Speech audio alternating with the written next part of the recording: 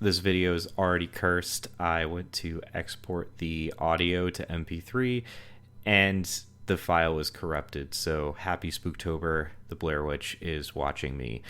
I'm going to be talking about why you should not sleep on the Blair Witch project for the Oculus Quest. I did review this game on the flat screen last Spooktober and actually wasn't that hot on the game. So you might be asking why make a don't sleep on this video for the Oculus Quest. And actually the answer is pretty simple, but we need to explain it a little. And before we get into all that, we are doing a giveaway for a copy of Cyberpunk 2077 on your platform of choice. All you have to do is be subscribed. We are getting kind of close to the time limit to meet the sub goal, so please consider subscribing if you want that giveaway to happen. And let us know down below what you think of the Blair Witch project, if you played it last year when it came out. And throw the video a like if you found it helpful, or if you're now interested in this game, because I think it's kind of slipped under the radar with all the hype of the Quest 2 coming out. So like I mentioned before, I actually have reviewed this game on this channel, and I wasn't that hot on it. You can check out the review in the description as a card, or at the end. It'll be in all the normal places that you'd want to look for it. But I'm going to highlight the things that I maybe called out on it and then explain why I think this could work very, very well in VR, and also talk about any lingering concerns I have about the Oculus Quest port. And just right off the bat, I mean, let's just acknowledge that it is awesome that these bigger ports and these bigger projects are coming to the Oculus Quest, like Saints and Sinners, like the Blair Witch project. These are larger games. These are more complex games. These are games that I personally didn't think maybe even could come to the Quest, but it seems like they're coming, even if in a compromised state. So just from that perspective alone, I'm happy about that. And this game is coming out on Halloween for the Quest platform. So like I said, I wasn't very scared by this game, and I am prone to being spooked, but yeah, I wasn't super scared, which is a little surprising for me in horror games. That being said, there were definitely plenty of moments where I was, in fact, basically shitting my pants and had trouble looking at the screen, had trouble getting through certain parts. The ending of this game is absolutely fucking wild. But all in all, the game is not that scary. However, everything's way, way, way scarier in VR. Resident Evil 7, I can play that game on the flat screen, but once I put on the PlayStation VR headset, you bet your ass I was fucking in a corner staring at the wall, too afraid to do absolutely anything. So don't worry, I'm sure the game will come off as plenty scary in VR personally. Another thing I wasn't that fond of, it's basically a 4-hour experience, which I personally like that size VR experience. I don't always like games that overstay their welcome in VR, if only because it is actually kind of hard to play VR for many hours a day.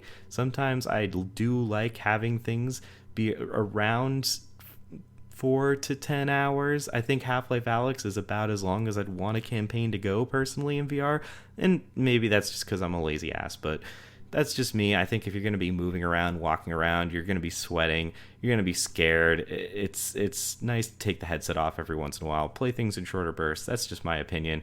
Maybe some of you are going to put this headset on Halloween and roll through it in a solid 4 hours, but at least not me and not a lot of people I know who play VR. The next thing I want to talk about that I wasn't crazy hype on was the actual gameplay.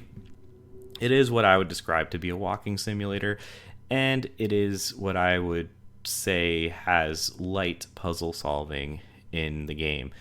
So in VR, I think walking simulators excel obviously a lot more because you're in it, and the light puzzles weren't bad, they just weren't that complex, which actually might become a little bit more complex in VR, at least more immersive in VR, because you are following signs, reading signs, interacting with the environment, stuff like that. I think it could work well in VR, and honestly, in VR, I do think occasionally it's okay for gameplay to take a bit more of a backseat to immersing yourself, and that is the one thing that I really liked about this game, and the one thing that I really think that this will shine in VR. The atmosphere is extremely good. That was something that they really did a good job with in the game, representing the IP and representing the visual world. You really are stuck in this never-ending forest of misery and despair. That being said, I really think that this is where the game's going to shine in VR, being trapped in this forest, interacting with this story, even if the puzzles and the gameplay aren't the craziest thing in the world, at least you will be there and be in it. Have a dog that you can command and pet and be with. Use your flashlight. These are all things that really work well in VR. All the puzzle solving, very tactile, like put the key in the ignition. These are things that when I was playing on mouse and keyboard, I thought was dumb, because you just like click the key on the car ignition to start the car. But in VR you would actually put your hand there, and I think that kind of thing is actually going to excel in VR where it didn't excel on the flat screen.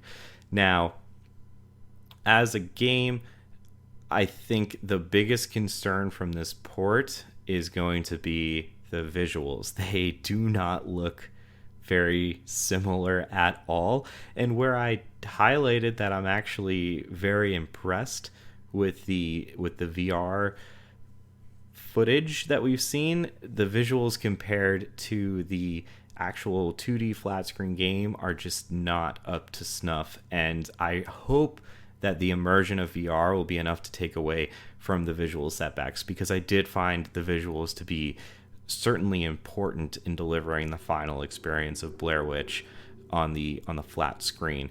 But yeah, I think at the end of the day, like I said, if we take a step back, this is an impressive and ambitious project for the Oculus Quest that should deliver an adequate amount of scare in a great atmosphere with gameplay that excels in VR. And that's why I think that this could be the best version of Blair Witch Project to play. And if you need something to do on Halloween, this might just be the thing to do. But that is all for me, guys. We're going to have more Spooktober content, more VR content. We're going to be reviewing the Quest 2 on day one of its announcement. And we are going to be doing at least one spooky VR game review, maybe even this game. We'll see if I can get my hands on it and do the review for you guys.